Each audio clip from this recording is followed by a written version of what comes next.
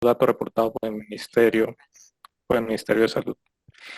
Nosotros tomamos esa información y hacemos algunos cruces con algunas variables para identificar algunas tendencias y tratamos de compararlas también un poco con la tendencia nacional y las tendencias que se llevan en otras regiones. Por favor, continuar. Entonces, ¿qué es lo que se destacó a nivel nacional, o mejor dicho, qué es lo que destaca de la zona de Los Santos cuando se observa en detalle y después a nivel nacional? Bueno, en primer lugar, que fue un lento crecimiento de casos activos que tuvieron una manifestación en los reportes del Ministerio de Salud, por lo menos durante el primer año de pandemia. Y un dato muy importante que fue muy publicitado en su momento fue que el cantón de Dota logró un máximo aproximado de 100 días sin casos reportados. Y ese seguimiento termina el 30 de mayo de 2022 con la última publicación del Ministerio de Salud. Cuando uno analiza la situación desde un punto más sociológico, uno descubre que había un cierto temor, una cierta situación de tensión a principios del 2020 con respecto a lo que iba a ser la llegada de inmigrantes, trabajadores recolectores a la caficultura. Por un lado, esta zona de Los Santos es conocida por todos nosotros, es una gran productora de café y ese café necesita ser recolectado principalmente por mano de obra extranjera. No obstante, esto crea una disyuntiva. Había que sopesar lo que era el temor de que un posible brote surgiera por la incorporación de esta mano de obra extranjera con la posibilidad de perder la parte de la cosecha o bajar o tener un impacto negativo en la cosecha del 2021 si faltaba mano de obra. Si hacemos una recapitulación de los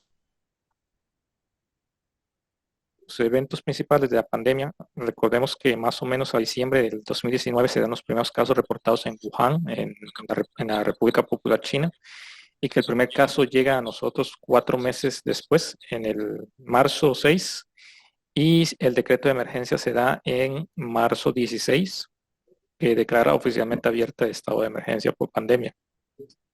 Aunque la zona tiene datos de primeros casos reportados hacia finales del aproximadamente abril 22, abril 24, no es hasta enero del 2001 que se da un brote bastante virulento ya con la variable Omicron. Es importante tener en cuenta estos momentos porque son parteaguas en la situación que se va a ver reflejada en los datos. Continúa, por favor. Este gráfico muestra el comportamiento de los casos activos de COVID-19 de COVID-19 por mes para los cantones de Tarazú, Dota, León Cortés, Castro, y se compara también con el total de casos para el país en cada momento. Como puede observarse, la situación, por lo menos para la primera mitad del gráfico, que equivaldría al 2020-2021, es bastante similar en tendencia general. No hay un crecimiento particularmente grande. Estamos todavía con la variante, la que llaman ahora la original. Y en la zona comienza a darse un comportamiento muy disciplinado tanto de la población local como de la poca población migrante que va llegando. Nos referimos a que hay un accionar proactivo muy fuerte de las personas que poco a poco van disciplinándose y van asumiendo nuevos patrones de comportamiento. Se respetan los distanciamientos social, el lavado de manos prácticamente se instaura en todo el casco urbano central, el uso de desinfectantes también se vuelve generalizado. Y por el lado de los recolectores, comienzan a haber ya estrategias para lo que es asegurar traslado y alojamientos seguros, pero ellos también vienen con la noción de que deben cuidarse y deben protegerse del COVID. Esta situación va cambiando a partir de enero de 2021, que es cuando se llega a la variante Omicron y los casos comienzan a escalar rápidamente, destacándose sobre todo el cantón de Tarazú, entre otras cosas por ser el de mayor población. Pero si nos podemos observar ese temor inicial que se tenía en el año 2020 de que la incursión de mano de obra extranjera en gran escala traería consigo un brote nunca llega a materializarse realmente. Continúa, por favor. Entonces, qué es lo que podemos observar de los datos que podemos enlazar al observable en la cotidianidad de la región? Primero que todo, durante el periodo 2021 se dieron acciones intersectoriales a nivel local que garantizaban traslado seguro de recolectores y eso fue determinante. Hubo, aunque sí hubo un porcentaje no medible por dificultades de rastreo de gente que entró por su cuenta, lo cierto es que la gran mayoría de trabajadores que entraban en ese periodo venían organizados y ordenados y en condiciones seguras. También se hicieron adaptaciones y mejoras en las condiciones de alojamiento, lo cual también se sumó a la propia actitud de los recolectores de aislarse preventivamente para evitar contacto con personas locales y entre ellos mismos y así tener una burbuja más sólida. Se fortalecieron además las medidas y protocolos, mascarilla, lavado de manos, uso de alcohol, aislamiento preventivo. Y por otra parte fue todos los mecanismos que se generalizaron en la zona, control de aforos, lavado de comercio, cierre de espacios públicos, pero hay un elemento particular que es la otra consideración que nosotros queremos destacar, que fue la construcción de albergue para alojamiento de posibles pacientes.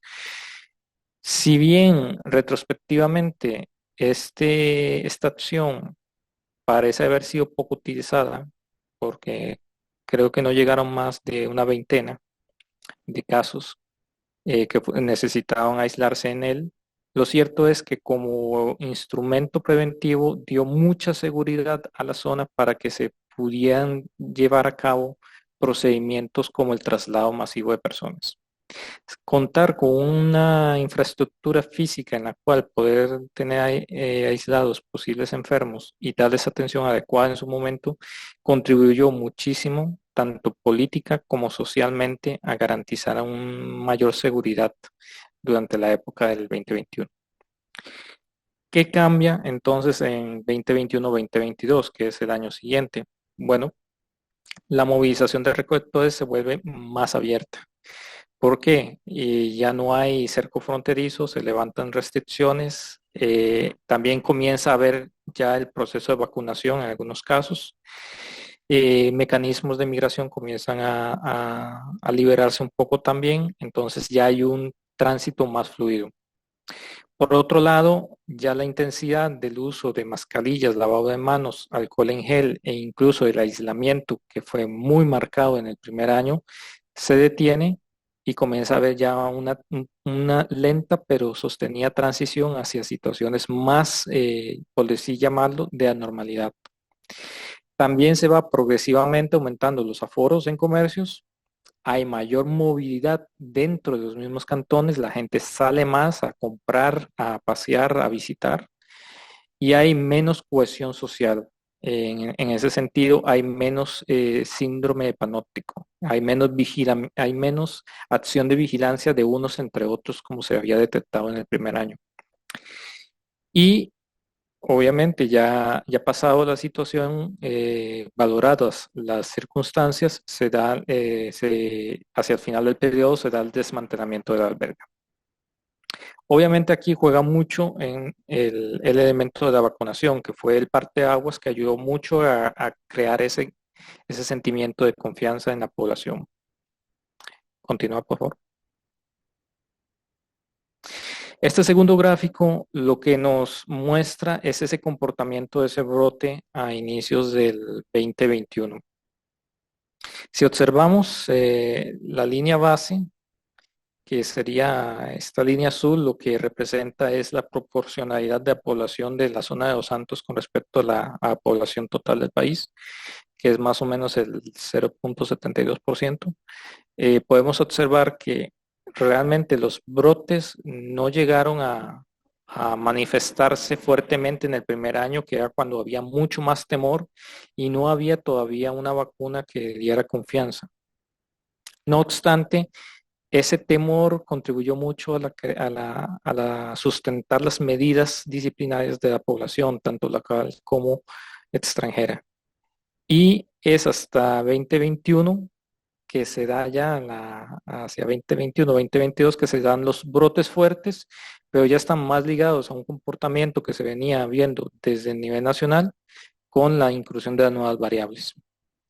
Obviamente, a un año de distancia en el tiempo, el comportamiento de la gente ya había variado, ya se había adaptado más a la situación de pandemia. Continúa, por favor.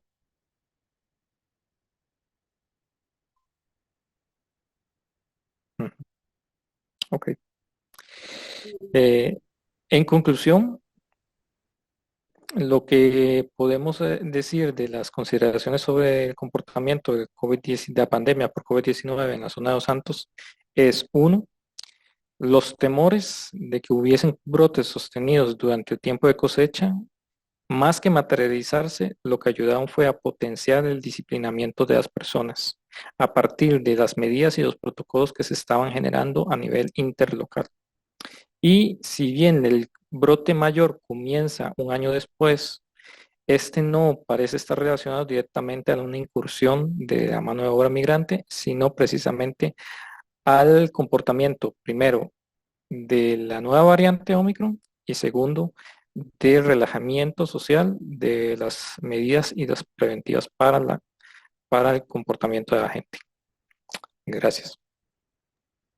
Muchas gracias, licenciado. Patricia, perdón, solo Ujú. quería hacer un par de acotaciones. Sí. Digamos, enfatizar un par de cosillas. Una es que, no sé si recuerdan el problema que se presentó en las piñeras con la gente que entró por la frontera y que tenían muchos casos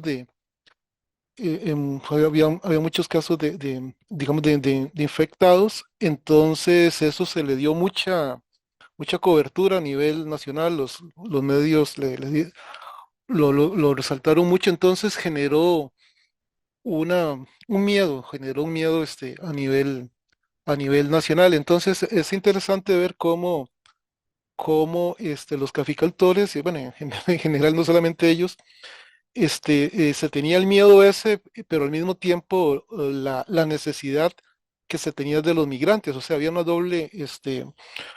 doble problema ahí, o sea, un miedo para que entraran, pero si no entran, entonces teníamos problemas de perder la cosecha. Los gráficos que muestra Iván, indican ahí que durante las cosechas no se ven grandes, no se ve un incremento de casos, no se observa eso, más bien las olas que se presentan ahí, que se observan, corresponden, digamos, a olas, nacionales, digamos, este es el comportamiento nacional, no se ve un comportamiento muy de la región. Entonces eso muestra que no, o sea, no hubo mucho contagio, o sea, un mayor contagio por parte de la gente que entró. En una información por sexo, vemos que prácticamente se comporta igual, digamos, lo tengo por aquí, el dato es un 54% de hombres y un 46% de mujeres, tanto a nivel nacional como en la zona.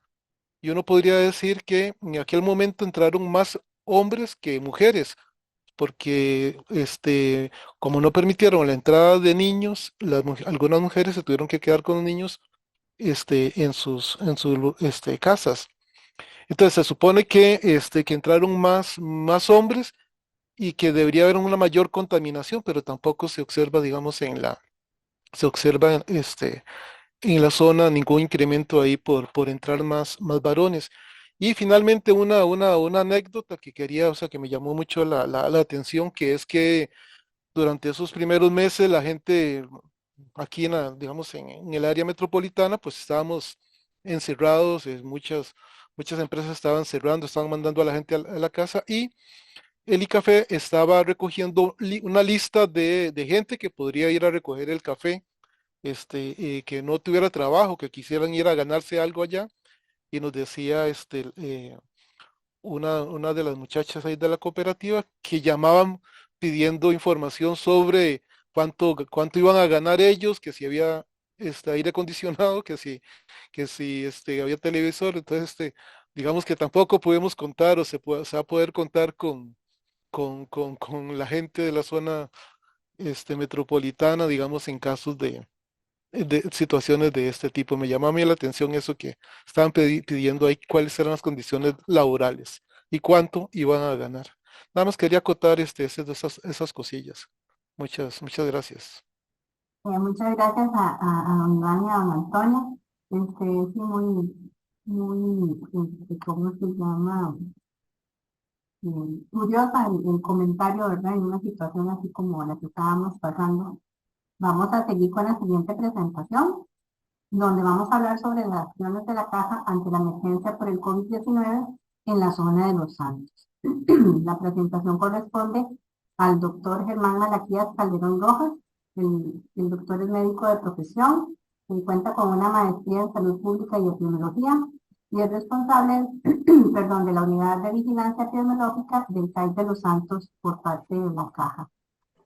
Contamos con 15 minutos, doctor.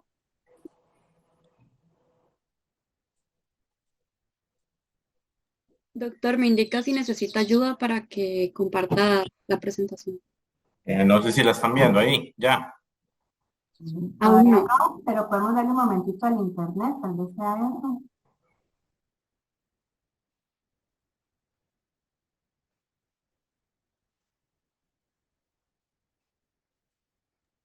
Todavía no se puede ver, doctor. Si gusta, yo puedo compartir la presentación. Sí, mejor.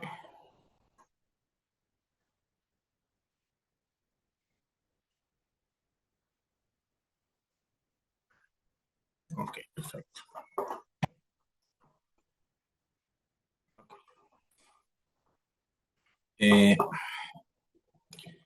Bueno, buenas tardes. Muchas gracias por la invitación, ¿verdad? A participar en el simposio. Aunque al principio, en un inicio, pues estábamos entre que sí y que no, porque no teníamos la autorización de la dirección médica. Al final sí nos autorizaron y pues pudimos estar, ¿verdad?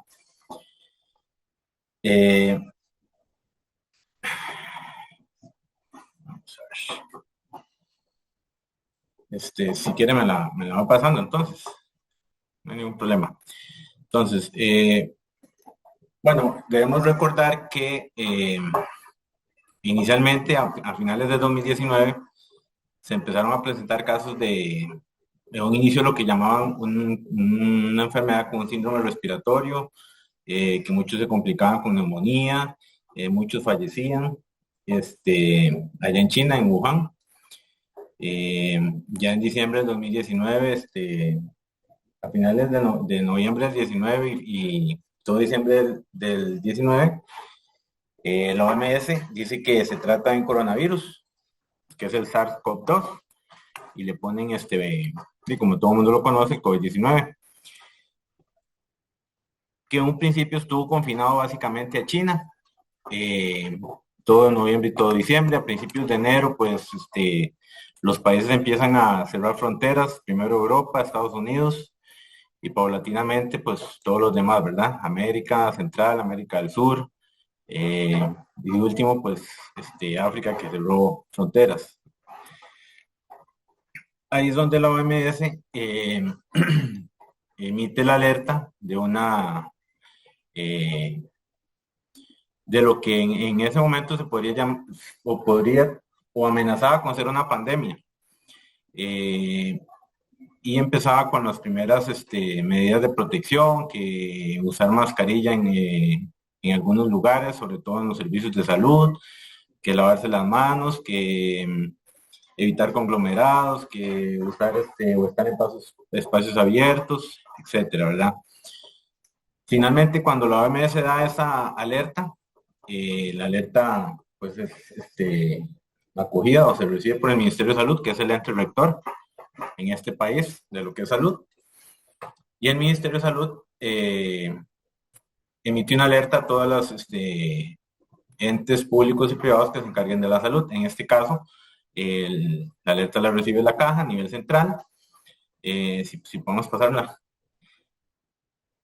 A nivel central se alerta al CAET, que es el Centro de Atención de Emergencias y Desastres, a nivel central.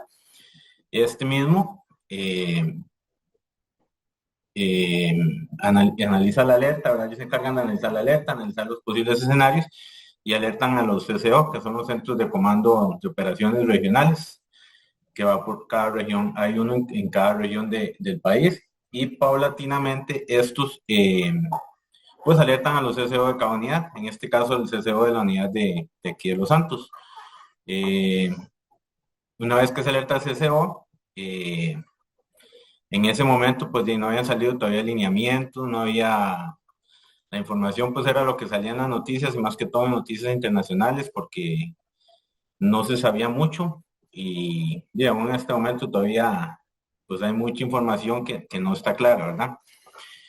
Entonces empiezan a tomar las medidas más básicas que se estaban tomando a nivel internacional, que era el uso de empezarse a lavar las manos, que la distancia de 1.8 metros, que si tenía algún cuadro respiratorio no saliera, que si iba a ir a alguna fiesta que mejor evitara, o que evitara las conglomeraciones, etcétera, ¿verdad?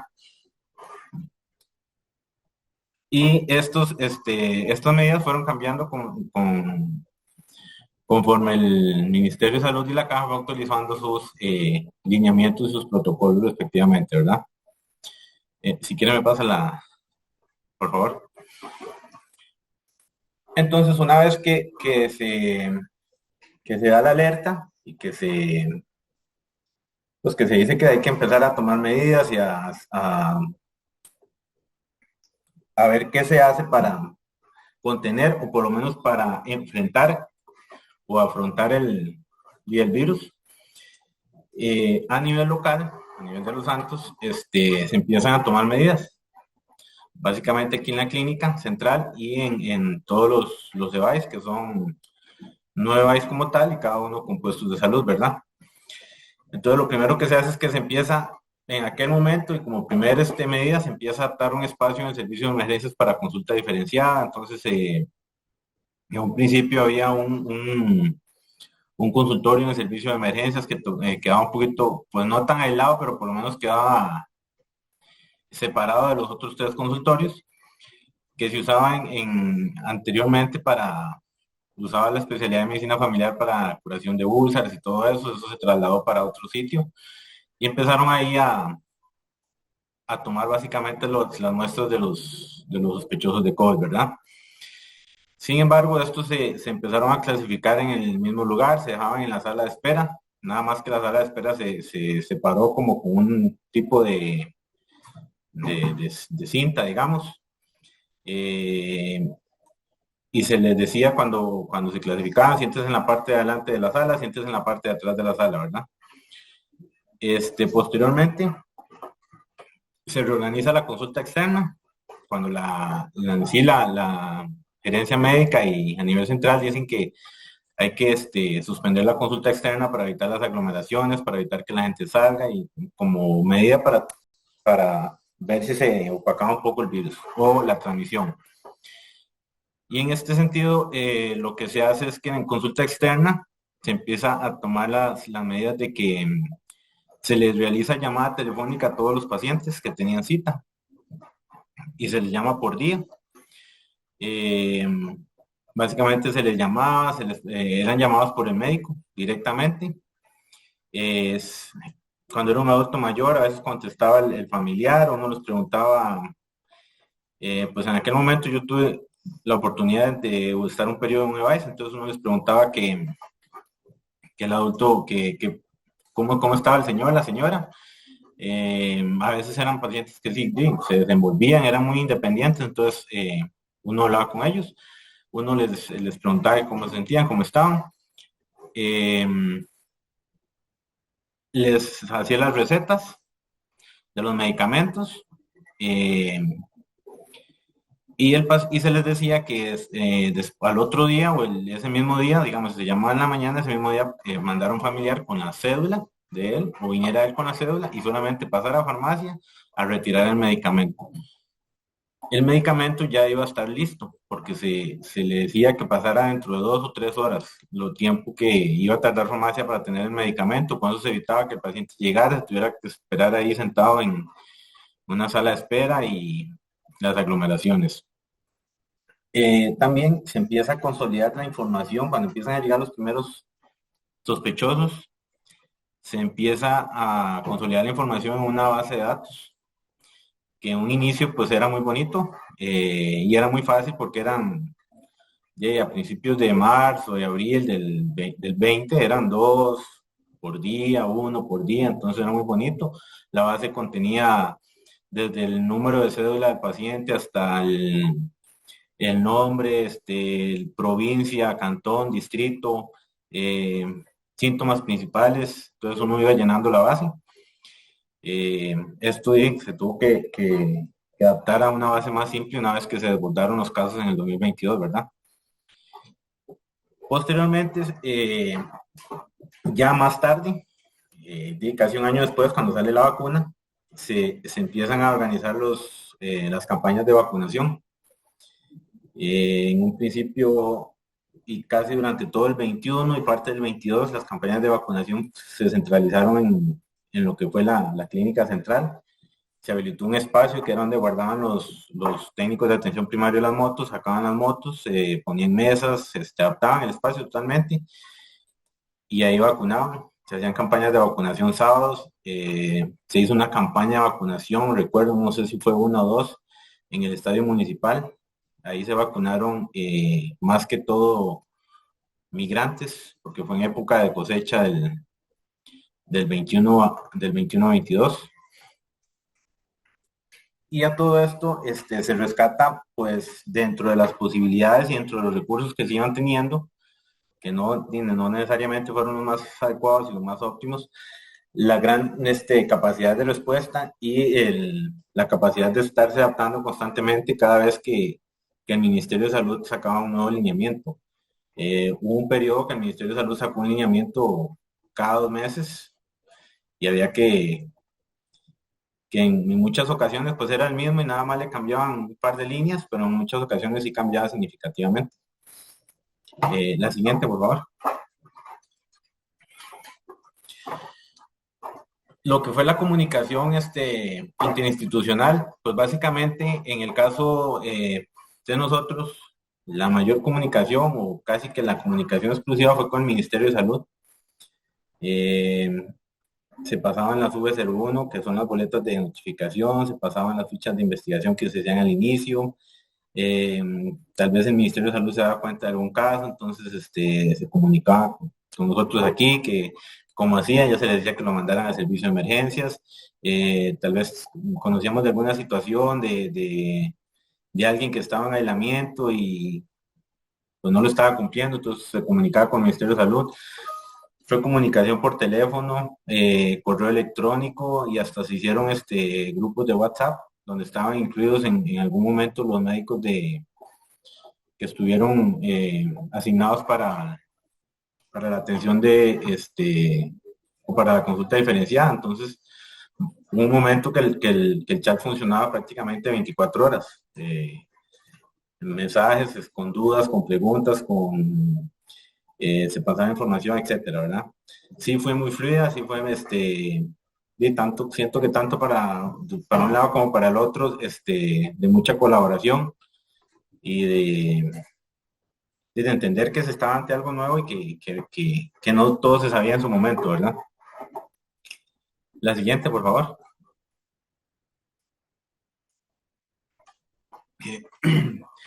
En cuanto a las acciones o a las medidas que tuvieron más éxito a nivel local, pues yo considero que sí fueron estas.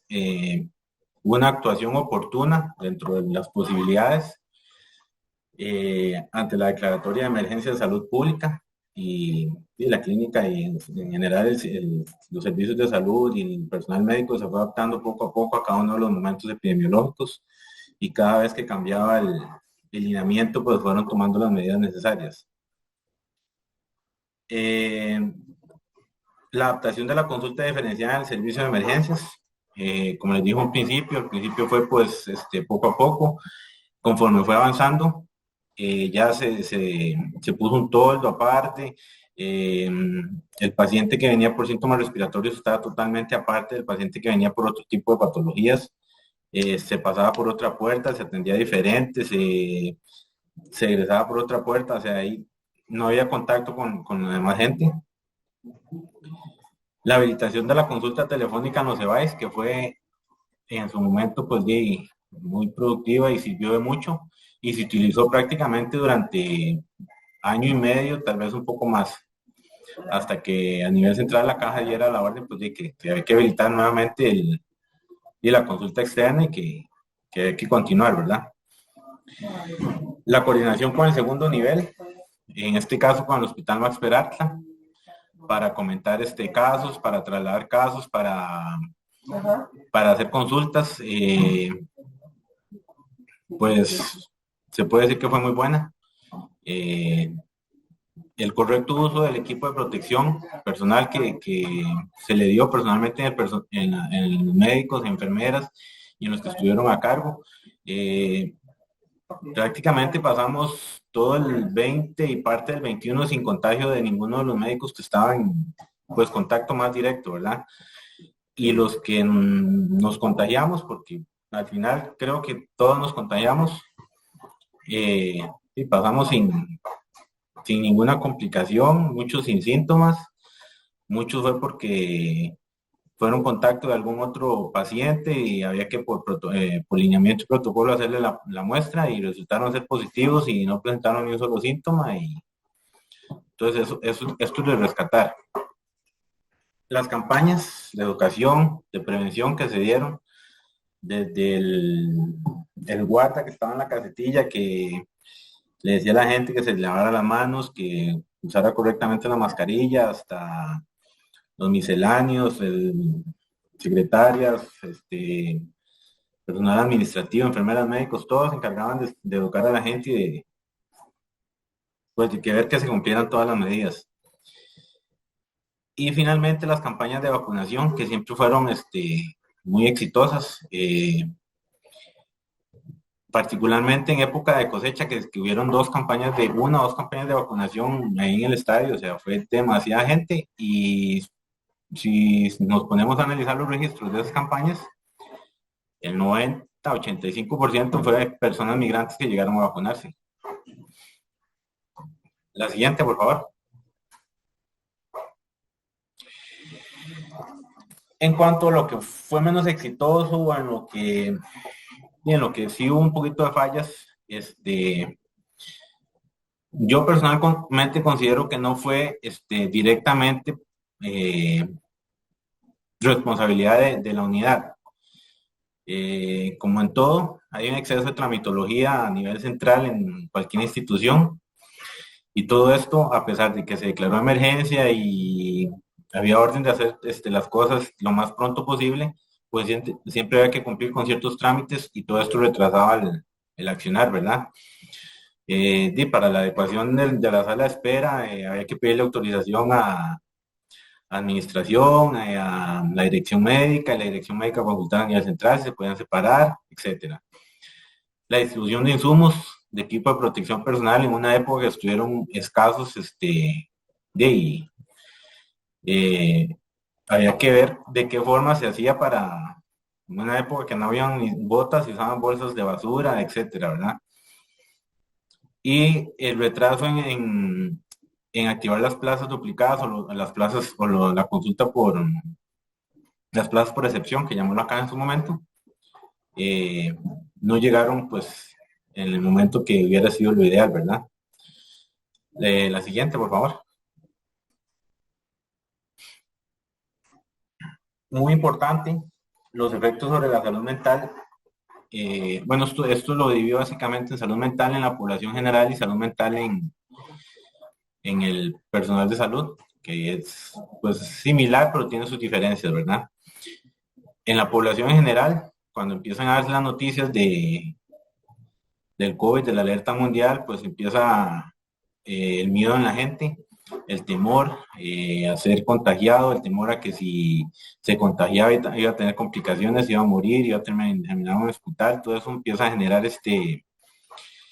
ansiedad en la población. Aunado a esto viene el confinamiento y el aislamiento social.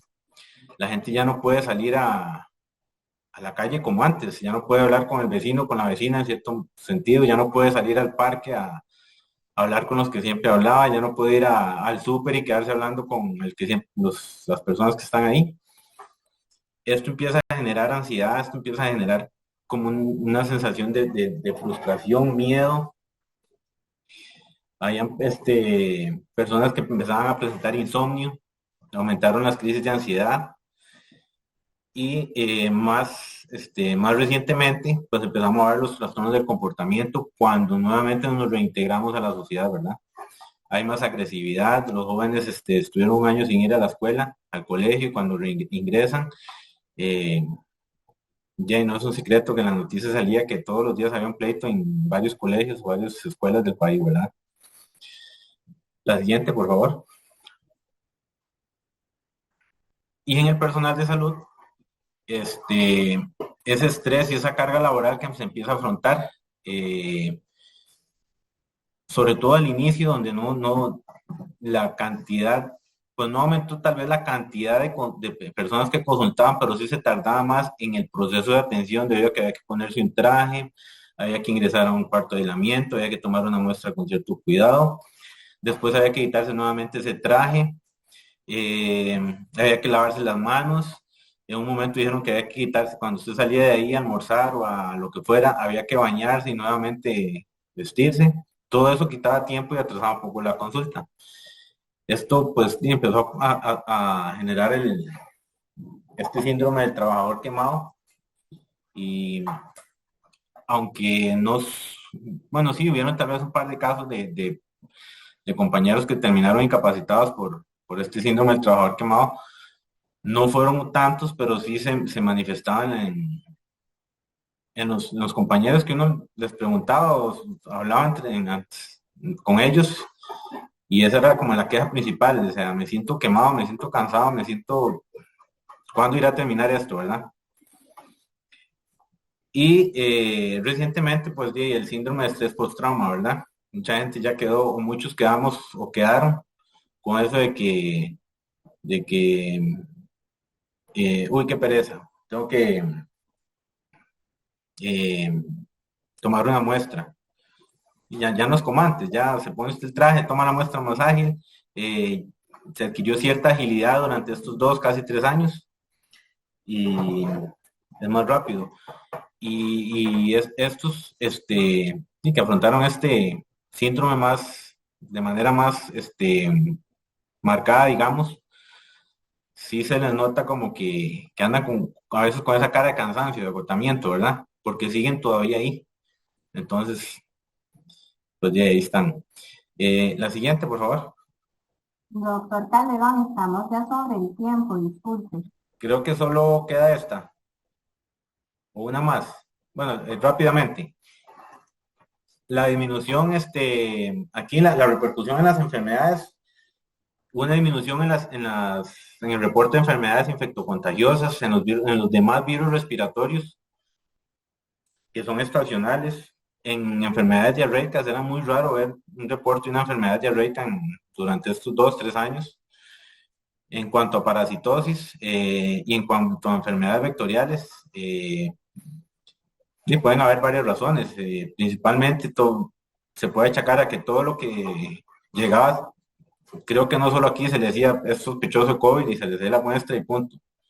Se olvidaban otras cosas, ¿verdad? La siguiente.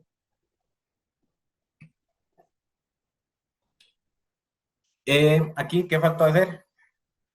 Sí faltó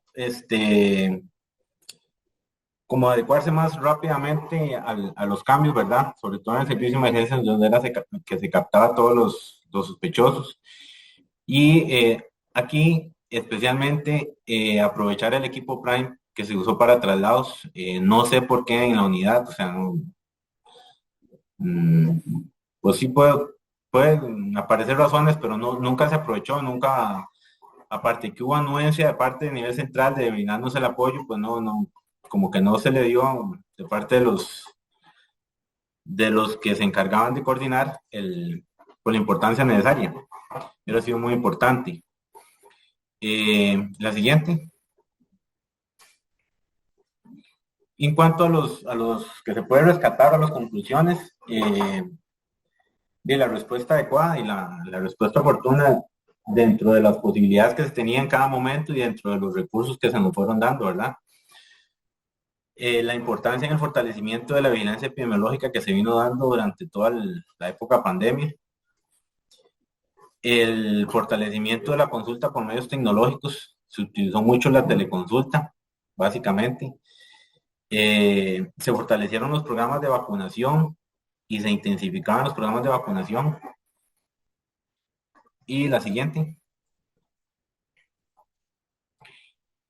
Aquí es importante rescatar la anuencia o la acogida que tuvo la población a seguir las indicaciones ante la pandemia y a respetar, sobre todo en el primer año y medio, que se respetó más como las indicaciones, ¿verdad?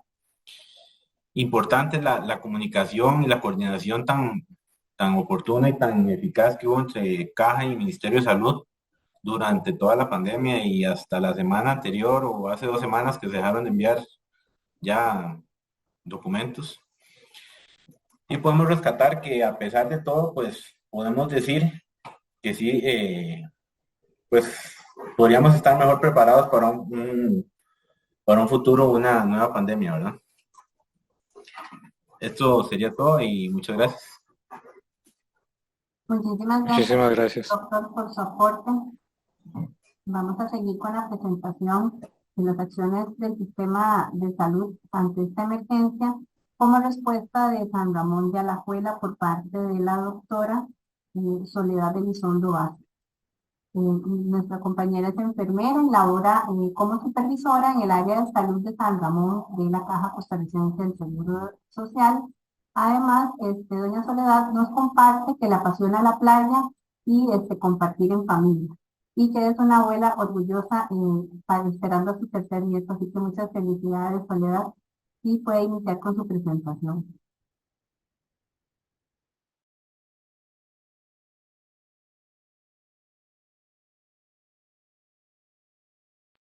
Soledad, de igual forma, si necesita ayuda en compartir la presentación, yo estoy dispuesta en ayudarle.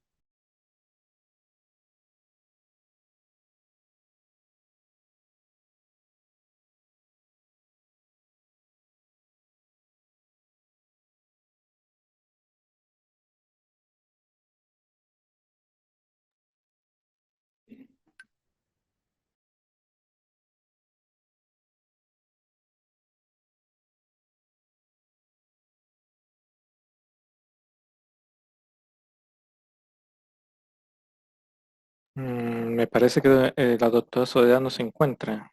¿Habrá cambiado por error de sala?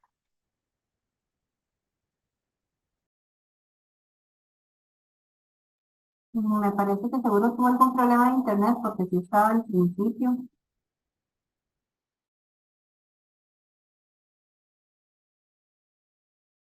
Acabo de hacerle la consulta a los compañeros y se encuentra en la otra sala, entonces podemos proseguir con el siguiente ponente. Gracias, Carolina. Vamos a seguir con las acciones de los sistemas de salud ante la emergencia por COVID-19 y la respuesta que tuvo la Caja en Cotobruz por parte del doctor Iván Garita Navarro. Buenas tardes. Buenas tardes, doctor. Es médico general y labora en el área de salud de Cotobruz de la Caja Costarricense del Seguro Social desde el 2004. Se encuentra a cargo de la Unidad de Vigilancia Epidemiológica desde el 2018. Muchas gracias, doctor, y puede iniciar su presentación. Tal vez si me ayudan a compartirlo, les agradezco muchísimo. Claro.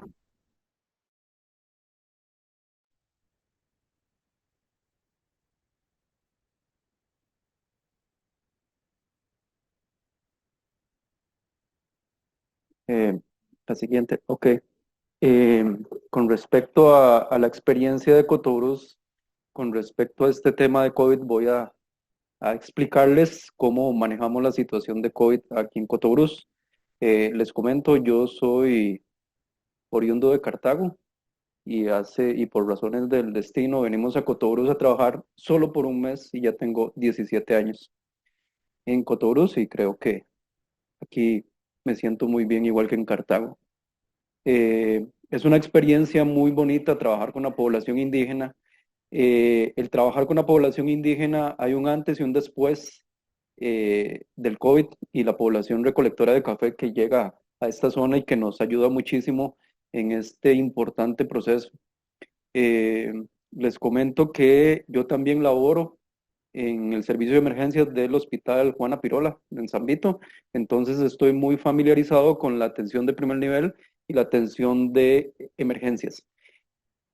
Para hacerles una, una historia antes del COVID, muchos indígenas panameños en temporada de recolección de café pasaban con sus familias y muchas de las compañeras o esposas venían embarazadas. Esta población tenía la posibilidad de ser atendida en los servicios de la caja sin ningún problema y aquí en Cotobruz tenían sus partos. Vivían en esta región y no había ningún problema. El detalle con los niños pequeños es que por las condiciones de su vivienda, no sé si en alguna ocasión han entrado en algún bache para conocer en verdad la realidad que tienen ellos. Ellos dentro de su pequeña casita, que es el valle, tienen el fogón donde cocinan sus alimentos. El humo del fogón afecta mucho las vías respiratorias de los niños. Entonces muchos de estos niños pequeños tienen que ser trasladados a los EVAIS para atender urgencias respiratorias y cuando en el primer nivel de atención no se les puede brindar el manejo adecuado, tienen que ser trasladados al Hospital de San Vito, donde es un hospital periférico que tiene ahorita más especialistas, pero no tiene unidad de cuidados intensivos. Nosotros antes del COVID trasladábamos muchos niños intubados desde Cotobruz hasta San José, que en vía terrestre durábamos 6 horas hasta el hospital de niños, vía aérea con nuestro aeropuerto, bueno, con nuestro aeródromo que hay aquí, durábamos 1 hora, pero nuestro aeródromo no tiene luz en las noches, entonces las avionetas no pueden aterrizar en las noches, entonces los traslados se tienen que hacer solo en las mañanas. Los traslados médicos son muy cansados porque viajar 6 horas con un dispositivo para que el niño respire es sumamente complicado. Teníamos muchos índices de mortalidad infantil en esta población, en niños pequeños, en mortalidad neonatal, y era un desafío muy, muy importante. Con respecto al COVID, cuando llega la situación del COVID, como estaba diciendo el doctor, que nos acompañó antes, el 2019 en diciembre fue una situación muy particular para nosotros, porque a nosotros desde Pérez Celedón, que es nuestra unidad regional, nos llaman y nos empiezan a explicar que hay una neumonía en China y que tenemos que alertar e informar a nuestros compañeros. Generalmente y muy personalmente yo pensaba que en China no iba a pasar nada aquí en Costa Rica y que estábamos muy largo y no había ningún problema. Bueno, a raíz de la situación en Wuhan en 2019, ya empezamos a tener más reuniones frecuentes, ya tenemos lineamientos que saca el ministerio y ya vemos que la situación se nos va complicando un poquito más. La OMS declara pandemia y ya nuestros sistemas de alertas y nuestra modus vivendi aquí en el área de salud va cambiando. Tenemos que ir preparándonos ante una posible llegada de una enfermedad respiratoria nueva y no sabemos cómo nuestros sistemas de salud van a afrontarlos con las deficiencias y las limitaciones que tenemos. Para nadie es un secreto, el cierre de los aeropuertos fue un caos, dio miedo. El primer caso en Costa Rica fue alarmante, fue una situación muy compleja y aterrizando un poquito más en Cotobruz, el primer caso en Cotobruz fue una catástrofe. Me acuerdo que no sé si también recuerdan que a mediodía en la televisora daban los cortes de dónde habían los diferentes casos y cuántos casos habían, y eso era terrible. Me recuerdo que eso era un sábado y a mediodía vimos que Cotobruz tenía el primer caso y mi teléfono no dejó de sonar y me llamaban por todo lado y me llamaban y me decían que si era Mengano de tal, que si era Sultano, que si yo lo conocía, que si sabía quién es, etcétera. Fue un caos y les cuento una anécdota. Los primeros casos en Cotobruz fueron compañeros de salud que viajaron a Estados Unidos a un viaje en Chicago. Cuando regresaron y fueron fueron informados de que lo que tenían eran COVID.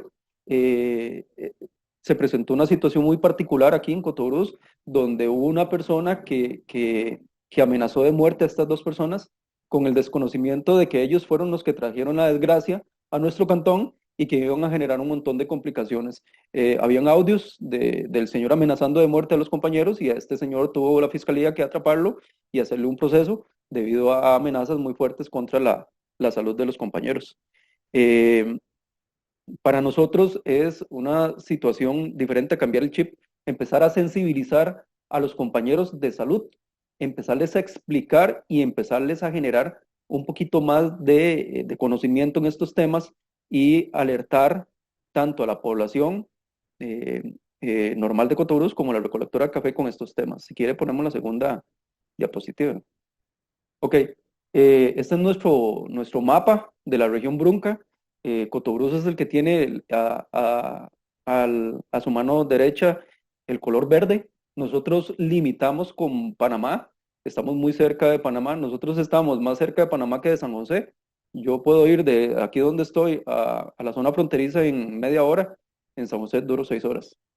Nosotros compramos algunas cosas a nivel de frontera panameña, incluso hasta cargamos el carro de gasolina y es más barato.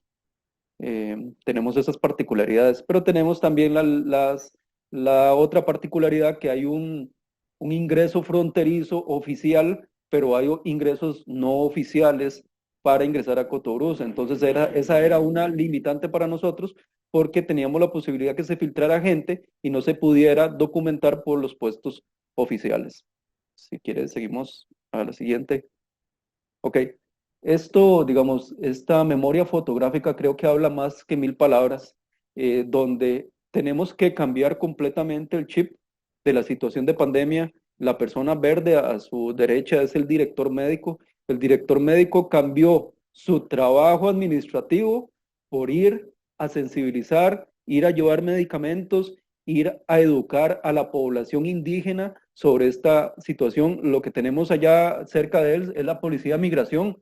La Policía de Migración genera una ayuda bastante importante. Yo creo que la organización y el proceso de respuesta gira en torno de que hay un trabajo en equipo. A la izquierda, perdón, a la derecha arriba es la compañera de enfermería dándole educación a los policías de frontera para que orienten, para que se sensibilicen y para que ayuden a la población indígena que pasa por la zona con respecto al tema de COVID. En la imagen del centro de la derecha son compañeros médicos, enfermera y el chofer que salen de su consulta normal para ir a educar a la población indígena que pasa por la región de Río Sereno y educa sobre principalmente el lavado de manos y el uso de mascarillas. Y abajo, a la derecha, está los compañeros de enfermería también y un compañero ATAP que también salieron de hacer sus actividades normales y se fueron a educar, que creo que esa es la parte más importante y la adecuada organización y respuesta, el trabajo en equipo y la educación. La siguiente.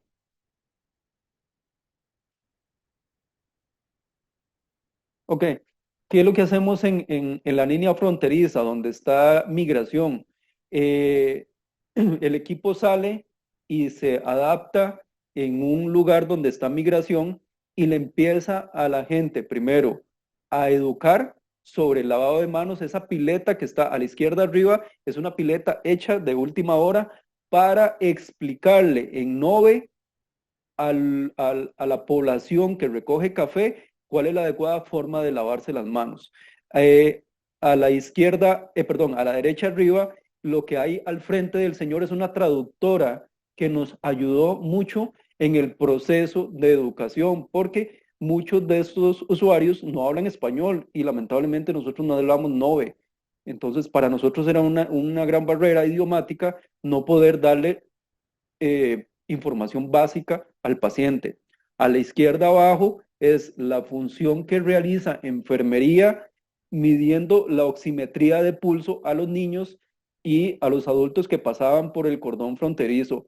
En ese momento, cuando pasa, digamos, el grupo familiar, la persona que llegaba enferma se devolvía. se tenía que ir a Panamá a recibir atención, no podía recibir atención en Costa Rica, perdón, no lo dejaban ingresar a Costa Rica, para que tengan eso presente. Se hacía un listado y toda persona enferma con fiebre o síntomas respiratorios se devolvía por la frontera. Siguiente. Ok. El proceso de comunicación y articulación. Para nadie es un secreto que el trabajo en equipo es la clave de todo avance y todo buen resultado. A la izquierda son los compañeros de la caja, el del centro es un médico que vino en la plaza, que se preparó para COVID y se dedicó prácticamente a toda la atención de COVID todos los días, de lunes a viernes, de 7 a 4 de la tarde, a ir a lugares difíciles donde nos informaban que habían personas con sintomatología respiratoria. A la izquierda del doctor está un asistente comunitario indígena que nos ayudaba mucho en el enlace y en la comunicación y en la interpretación del idioma Nove. Y a la derecha del médico está un enfermero que colaboraba con esto. Para nosotros, desde el cordón fronterizo y las fincas recolectoras de café, cuando en los EBAIS nosotros no teníamos la capacidad de respuesta, por la complejidad del cuadro respiratorio del paciente, teníamos que trasladar el paciente al Hospital Juana Pirola, que es el hospital regional donde cuenta en ese momento con emergenciólogo, pediatra, no tenemos terapista respiratorio, tenemos que valorar al paciente, estabilizarlo. Si el paciente no tiene criterios de complejidad, se queda con nosotros ahí y en el peor de los casos había que hacer el traslado con los equipos que estaban disponibles en ese momento. La Cruz Roja fue fundamental. Nosotros hacíamos mucha comunicación con Cruz Roja, nosotros hacíamos mucha comunicación con finqueros, nosotros hacíamos mucha comunicación con dueños de las fincas, con administradores de las fincas para que nos informaran cómo estaba la condición de salud o los posibles contagios de los compañeros que estaban en la recolección de café. Siguiente. Ok, ¿cuáles fueron las medidas más asertivas y exitosas? En la izquierda, esa foto me gusta mucho. Este es el doctor Arriola, es el médico que yo les decía. Este compañero ya no está con nosotros, este médico es residente de ginecología ahorita, en este momento, y ese día cayó un aguacero tan increíble que él no tenía paraguas. Él dice, vea, o dejaba las muestras botadas, que es lo que llevan ahí hielera, o dejo el equipo de protección botado y es basura contaminada, o llevo un paraguas. Entonces él decidió en ese momento que el paraguas no era su prioridad, que era más prioridad ir a los lugares donde estaban los recolectores de café, tomar las muestras para venir a dejarlas al laboratorio. ¿Qué es el detalle? Que el doctor Arriola terminaba de hacer eso, tenía que venir y secarse y hacer un trabajo administrativo para recolección de datos. Que era, como dice el médico anterior, era mucha tramitología en ese momento. Entonces, creo que sí hay que reconocerle y creo que es muy importante porque yo estuve en la parte administrativa. Yo nunca me mojé como se mojó él, pero él sí hizo mucho esfuerzo en ir a atender a la población indígena y a los recolectores de café cuando tenían estas dificultades. Arriba a la izquierda, sí, a la derecha arriba, son los compañeros, el asistente comunitario indígena, enfermería y otro médico que también nos ayudaban con eso. Al centro es el mismo asistente comunitario indígena, el chofer y el médico, que iban a cualquier lado donde nosotros les indicáramos. Y la imagen de abajo es una imagen muy curiosa porque en la colchoneta lo que había era un paciente que, según las costumbres indígenas, ellos creían que no era COVID lo que tenía, era por sus costumbres religiosas y por sus ideas. Entonces ellos lo tenían afuera de la casa, separado de esos mecates, como un tipo de cuadrilátero ahí, y él dormía ahí porque ellos decían que el COVID no existía, que el COVID no era real y que él lo que tenía era como un tipo de maldición. Entonces, digamos, tuvimos que llegar hasta esos lugares alejados a explicarle a la población indígena que era una enfermedad real, que se podía complicar y que pudieran tener las medidas preventivas y los cuidados necesarios. La siguiente. Ok, parte de la parte exitosa de todo esto, si ven a la izquierda de la pantalla, el asistente comunitario indígena tiene información en Nove que fue distribuida a todos las personas que pasaban por frontera, las que estaban en recolección de café, para que entendieran en su idioma la importancia del lavado de manos. Al centro, el proceso de vacunación y de sensibilización que hace la TAP. Él no podía pasar por el puente. La única forma que podía pasar para ir a vacunar a a las personas era debajo del puente y evidentemente por el río. Entonces, digamos, los riesgos que también ellos tomaban, sí hay que reconocerles, porque era ir a ayudar a la población vulnerable que tenía la necesidad de vacunas y de no más contagios. Y a la derecha, digamos, el panfleto un poquito más ampliado sobre la protección, las adecuadas formas para respirar y estornudar y evitar contagios. Eh, Doña Patricia. Si se le está acabando el tiempo, doctor Sí, Garita, para falta muy finalizar. poquito, Gracias. ya falta muy poquito. La siguiente, por favor.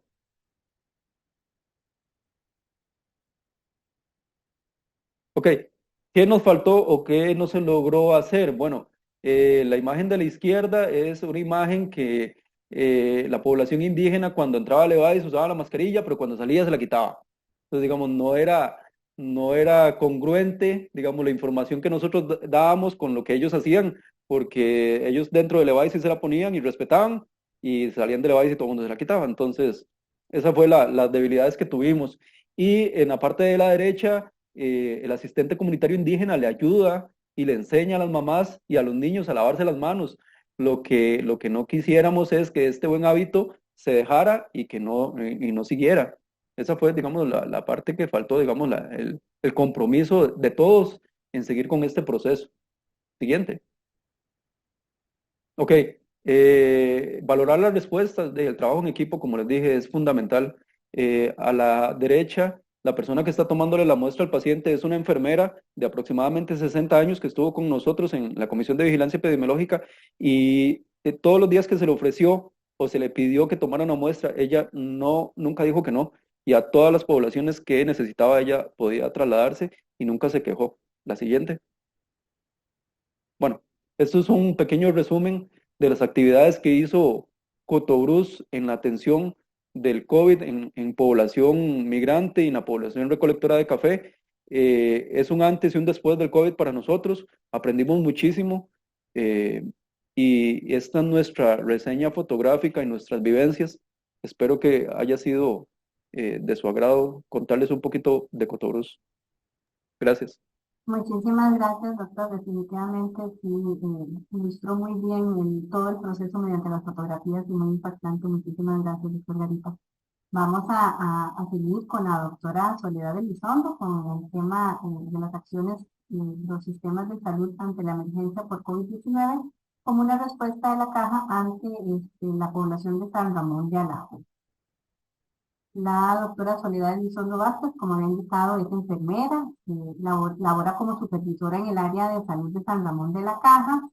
Y la compañera Soledad nos comparte que la apasiona la playa, compartir en familia y que está esperando su tercer nieto y que es una abuela muy orgullosa. Así que muchísimas felicidades, Soledad. Y puede iniciar con la presentación y cuenta con 15 minutos. Soledad, en caso de necesitar ayuda para presentar, puedo ayudarle.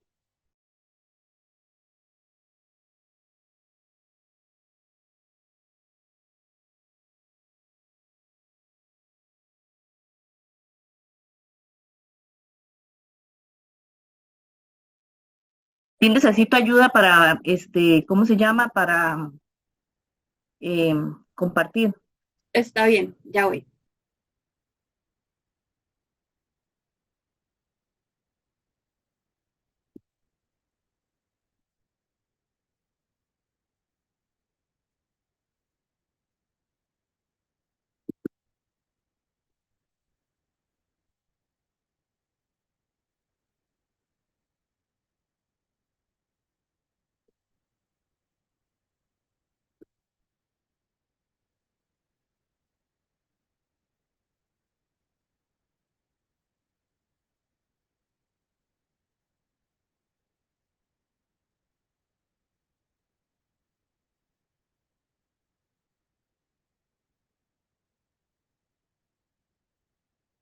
¿Puedo dar inicio?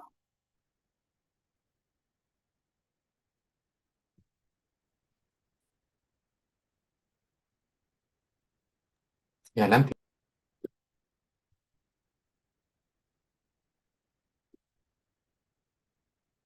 Bueno, buenas tardes.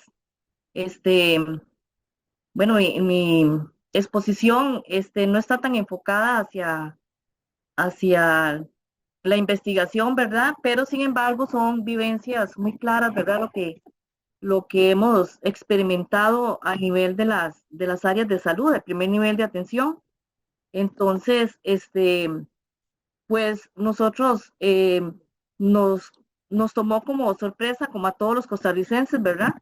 Porque veníamos en una línea y de pronto el COVID nos dirigió por otro rumbo. Nos unimos muy bien como atención primaria, como el primer nivel de atención y hoy por hoy, gracias a Dios, pues tanto los expositores anteriores como nuestra área de salud, ¿verdad? Hemos confrontado de la mejor manera y hemos sido lo más responsables, ¿verdad? En todos los procesos que nos correspondió en ese momento, pues nosotros, considero que como funcionarios de salud, como costarricenses, dimos, dimos la batalla, ¿verdad? Sin embargo, también nosotros somos seres humanos de los cuales a nivel familiar, a nivel comunal, nos vimos afectados, ¿verdad? Con familiares, con situaciones de que nos enfermamos también, nos dio COVID. Entonces, todas esas situaciones las tuvimos que confrontar valientemente. Sin embargo, pues, y hoy por hoy todos, aquí estamos dando la lucha nuevamente. Gracias a Dios, hoy estamos haciendo un resumen, ¿verdad? No sé por qué no la puedo como hacer más amplia, o que me la haga más amplia, no la puedo ver.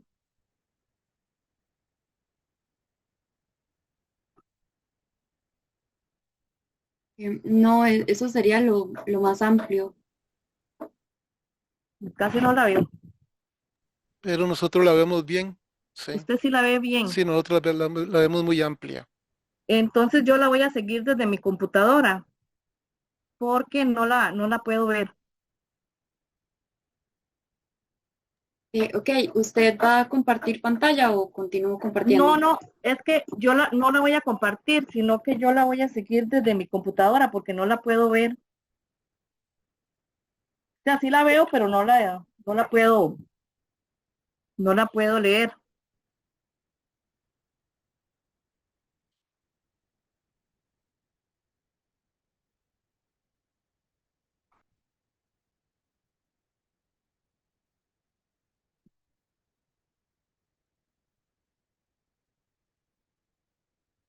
Bueno, las acciones de los sistemas de salud ante la emergencia del COVID-19.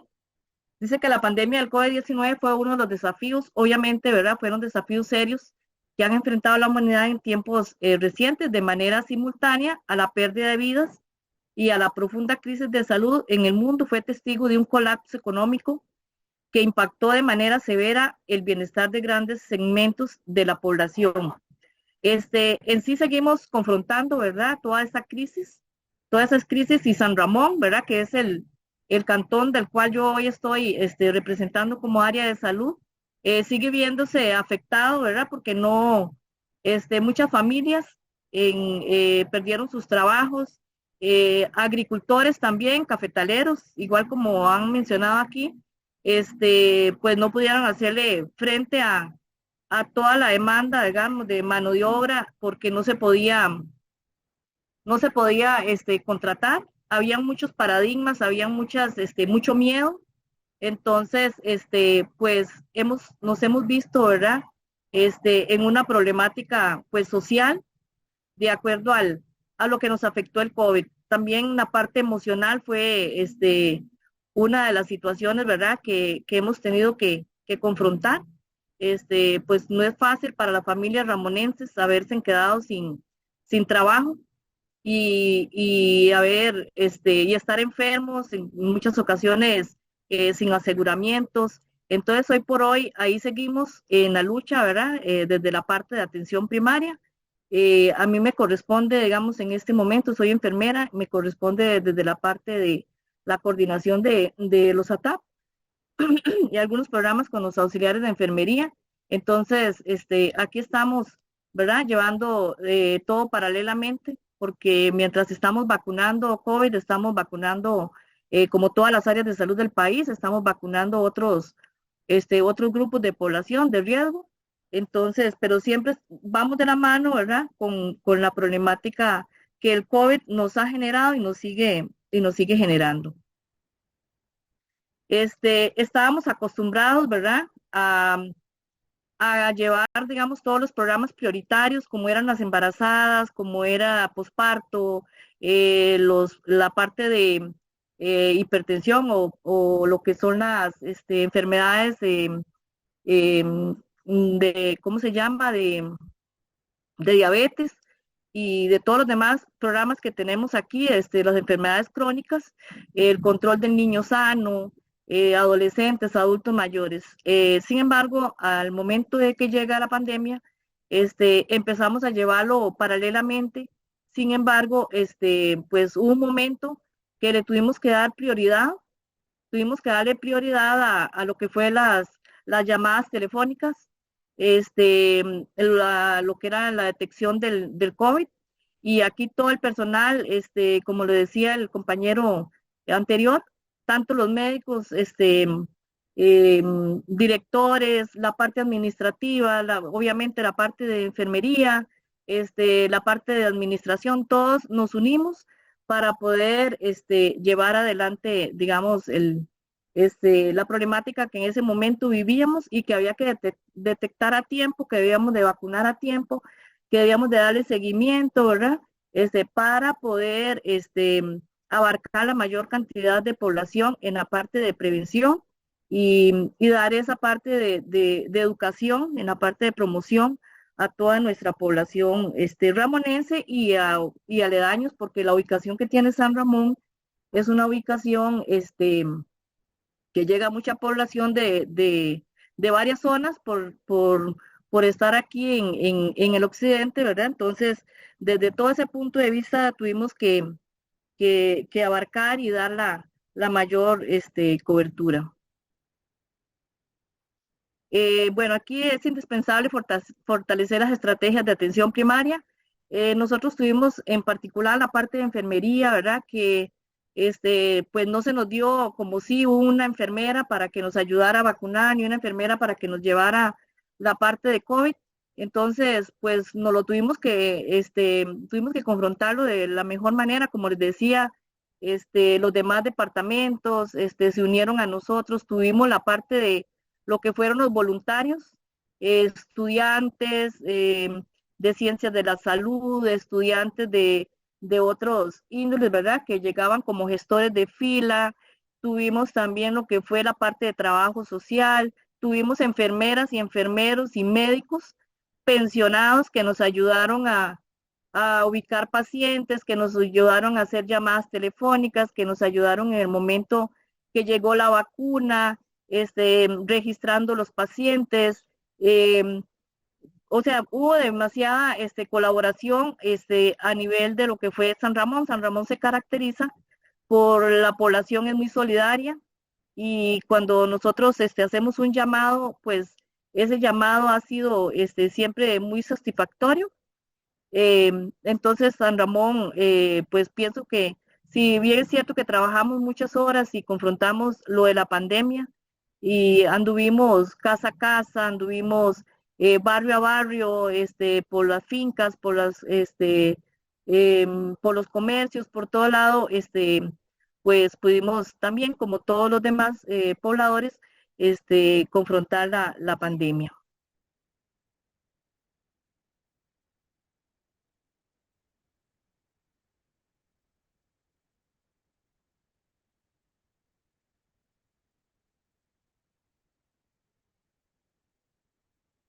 Bueno, esta otra diapositiva, aquí lo que yo resalté fue que nosotros desde atención primaria, desde el primer nivel de atención, ¿verdad? Nos enfatizamos mucho en la parte de la promoción, de la prevención, ¿verdad? de la atención, de lo que fue la rehabilitación a los pacientes que ya estaban enfermos y recuperarles esa salud, ¿verdad? Desde el punto de vista llamándolos por teléfono, haciéndoles llegar los medicamentos, desde trabajo social, que no les faltara, si eran familias que tenían algún problema económico, entonces que se les hiciera llegar la alimentación y la ayuda que fuera necesario para que no tuviéramos más situaciones de las cuales estábamos viviendo ya y que esas familias pudieran mantenerse dentro de sus hogares para que así pudiéramos a menor tiempo, digamos, confrontar toda la situación y la recuperación de la salud de los usuarios que teníamos en ese momento detectados y que seguíamos también con los familiares y vecinos y todo que estaban involucrados en la situación. Bueno, el índice de cobertura en salud reproductiva, bueno, materna, neonato, todos estos grupos, se les dio alguna cobertura de alguna manera, se empezó a hacer llamadas telefónicas, revisando nosotros lo que era la parte de vacunación en esquemas normales, aparte de cuando ya empezamos a vacunar lo que fue el COVID-19, si eran embarazadas, también nosotros empezamos a hacer llamadas telefónicas tratando de que no se quedaran sin el ácido fólico, sin el hierro, que estuviera bien de salud, que si tenía alguna patología. Entonces yo creo que todos estos programas en ese momento se han ido, devolviendo nuevamente al sistema poco a poco, de manera que ya hemos tratado de que todos los que perdieron cita, de los que no se acercaban al EVAI, de que estaban, ¿cómo se llama?, sin control, poco a poco los hemos ido detectando con las listas y hemos podido volverlos a integrar nuevamente a sus citas de rutina. Yo creo que eso es lo que traía desde la parte de San Ramón, ¿verdad? Que nos unimos como grupo, que dimos la lucha, como todos los funcionarios, ¿verdad? Desde las necesidades que tuviera su propio cantón. Entonces, aquí estamos de frente y esperando en Dios que no se repita, ¿verdad? Una pandemia más, porque yo sé que todos los funcionarios que hemos estado en atención primaria siempre hemos estado de frente y seguimos estándolo. Entonces, pues así, desde esa expectativa nosotros lo hemos podido confrontar. Muchísimas gracias, doña Soledad, por Con su mucho aporte. gusto. Muchas gracias a todos los participantes por los aportes que nos brindaron durante estas sesiones. Y a continuación vamos con el resumen de las ponencias a cargo del licenciado Moisés Méndez Coto. El licenciado Méndez pertenece a la Universidad Estatal a Distancia, dentro de la Escuela de Ciencias Exactas y Naturales, en la carrera de Registros y Estadísticas Salud, específicamente en la Cátedra de Registros de Salud. El licenciado Méndez es licenciado en Registros y Sistemas de Información en Salud, egresado de la Maestría en Salud Pública con énfasis en epidemiología, y es promotor del ecosistema de salud digital en Costa Rica. Y actualmente lidera el equipo docente de la Cátedra de Registros de Salud. Moisés, tiene la palabra. Muchísimas gracias. Pues gracias. Bueno, buenas tardes a todos. Muchas gracias de verdad por el espacio y la oportunidad. Muy rico poder escuchar y poder conocer todo lo que se desarrolló, ¿verdad? De forma intersectorial y plasmarlo en este tipo de espacios. Después de haber escuchado cada una de las presentaciones, podemos decir que a través de cada uno de ustedes hemos evidenciado ese proceso sistemático, participativo, continuo, ¿verdad?, que responde a esa vigilancia de la salud. El análisis, identificación y seguimiento de todos los casos en la región, bueno, fueron clave, ¿verdad?, para tener esa claridad sobre las condiciones de vida de los recolectores, la población en general, incluyendo a la población migrante, todo lo que fueron los procesos y los eventos que impactaban todos estos determinantes de la salud pública, y con base a esto poder desarrollar esas estrategias que ustedes mismos han ido mencionando como medidas de seguridad y de protección de la salud en las personas, como fue, por ejemplo, el caso de los transportes, ¿verdad?, a los recolectores. Uno de los usos importantes, ¿verdad?, que podemos resaltar en todo este contexto de las exposiciones que ustedes mismos han desarrollado fue el proceso de vigilancia, ¿verdad?, en la zona cafetalera. Por ejemplo, con el monitoreo de los eventos. Entonces, de una forma oportuna que se logró considerar que los cambios en ocurrencia de la distribución de los casos de COVID en la zona de Los Santos, específicamente, se pudiera verificar, ¿verdad?, este comportamiento y así poder tomar medidas oportunas en los diferentes sectores.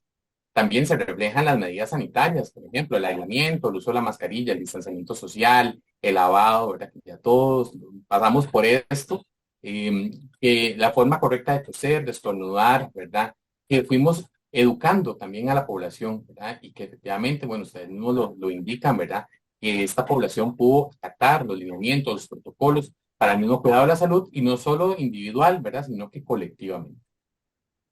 También el desarrollo de los vínculos con las acciones de la salud pública fueron otro uso de la vigilancia, ¿verdad?, que impacta directamente en la zona, desde lo que es la planeación de los programas de atención que se desarrollaron por la emergencia, ¿verdad? Entonces, instituciones como la Caja, ¿verdad?, permiten que se dé una respuesta temprana ante esta emergencia nacional. Y otro aspecto importante fue la evaluación continua de estas medidas sanitarias que se fueron dando a lo largo de todo el tiempo y la adaptación de las mismas. Entonces, tanto el personal sanitario como la misma población en general tenían que estarse educando continuamente, ¿verdad? Entonces, esta educación para la salud, para todos los sectores, fue clave para poder sensibilizar la situación de emergencia, los cuidados que debían de tener, también la vigilancia fronteriza, ¿verdad?, que jugó un papel sumamente importante para el ingreso y el registro de toda la población migrante por medio de los puestos oficiales. Y bueno, ahí nos quedan algunos detallitos de mejora para el futuro en cuanto a lo que son los puestos oficiales, ¿verdad? En la presentación del doctor Malaquías, ¿verdad?, se nos hace como un llamado a la reflexión, ¿verdad?, donde podemos evidenciar que las tecnologías de información y comunicación son clave, ¿verdad?, en esta pandemia, y podemos reconocer nuevas modalidades de atención en salud, como fue la telemedicina, la teleconsulta, ¿verdad? También teníamos entrega de medicamentos en casa, y otro tipo de acciones que aseguraban la atención de los pacientes. Por otra parte, también los registros de salud juegan un papel fundamental en la consolidación de la información, ¿verdad?, que se lleva a cabo por medio de las bases de datos, ¿verdad?, o lo que conocemos más bien como los libros de Excel, ¿verdad? Entonces, esta contenía variables sumamente importantes para este monitoreo de la salud, pero ante el incremento de los casos, ¿verdad?, en el 2022, como lo expresaba el doctor, esa cantidad de información que se debía procesar ya no era tan fácil, ¿verdad? Entonces hubo algunas limitaciones que se presentaron a raíz, bueno, de esta misma transformación digital, el aumento de los casos, ¿verdad?, en la zona. Y esto nos lleva a que reconozcamos esa importancia de que a nivel nacional contemos con sistemas de información en salud interoperables, ¿verdad?, que sean a nivel nacional, que comuniquen los diferentes sectores para poder llevar a cabo esta vigilancia de la salud y epidemiológica en otro nivel, con estadísticas oportunas, confiables, ¿verdad?, de todos los registros de la morbimortalidad que impactan directamente en el perfil epidemiológico del país, impactan en la toma de decisiones, ¿verdad?, que tienen que basarse en evidencia, y también impactan directamente en lo que es la gobernanza de la salud, tanto en el nivel local, regional y nacional. También desde otra perspectiva, la epidemiología laboral, ¿verdad?, la pudimos observar también en el incremento de los casos de personas con afectaciones en su salud mental, como bien lo decían los diferentes compañeros, y como parte de esos factores ambientales, ¿verdad?, podemos identificar el factor psicológico, ¿verdad? Entonces, que se ve impactado directamente por el estrés, el exceso de los turnos, la cantidad de trabajo, ¿verdad?, que afectó meramente en el personal sanitario y también a la población general. También podemos identificar un subregistro, ¿verdad?, en la información sobre lo que son enfermedades que amenazan también la salud pública de una u otra manera, ¿verdad?, como lo es el sobrepeso, la hipertensión, la diabetes, ¿verdad?, que también se propensaron por los efectos del mismo aislamiento y la poca movilidad que tenían las personas. Como retos futuros, bueno, tenemos bastantes, ¿verdad? Todo el fortalecimiento del primer nivel de atención en salud, el acceso a la cobertura universal a los servicios en todo el territorio nacional. Tenemos que mejorar todo lo que es la dotación de personal calificado, no solamente personal de medicina enfermería, ¿verdad? Sino en todo lo que son las ciencias de la salud, un manejo oportuno en la gestión del cambio para poder desarrollar esa resiliencia, tanto en el personal sanitario como en la población general, ¿verdad? Ante futuras eventualidades de emergencia, como que nos deja el COVID-19, un incremento también en la dotación normal de camas hospitalarias, ¿verdad? Considerando que Costa Rica tiene un promedio muy por debajo del solicitado, ¿verdad? Y mejorar esa capacidad instalada ante una futura eventualidad. Y bueno, muy importante también la mejora en la gobernanza de los datos en salud para poder reducir toda esta carga de enfermedades como la que nos deja COVID, ¿verdad? El impacto en la toma de decisiones, ¿verdad? Para que puedan ser basadas en evidencia, que puedan ser efectivas y puedan ser de calidad. Sistemas de información interoperables entre los diferentes sectores, tanto públicos y privados, ¿verdad? Para mejorar ese capto de datos, porque podemos tener muchos datos, pero si no tenemos un capto adecuado, no tenemos absolutamente nada, ¿verdad? Entonces, desde ese ciclo de vida, de esa información, que podamos también dotar de todo ese conocimiento al talento humano para que se realice una adecuada gestión de la información sanitaria. Eso sería de mi parte. Muchísimas gracias, don Moisés, por su aporte y por tan integral y específico resumen. Creo que hemos concluido con este bloque de presentaciones. Nos quedan unos minutitos. El siguiente bloque es a las 3 de la tarde. Entonces, por favor, se les solicitan que estén conectados 5 minutitos antes. Muchísimas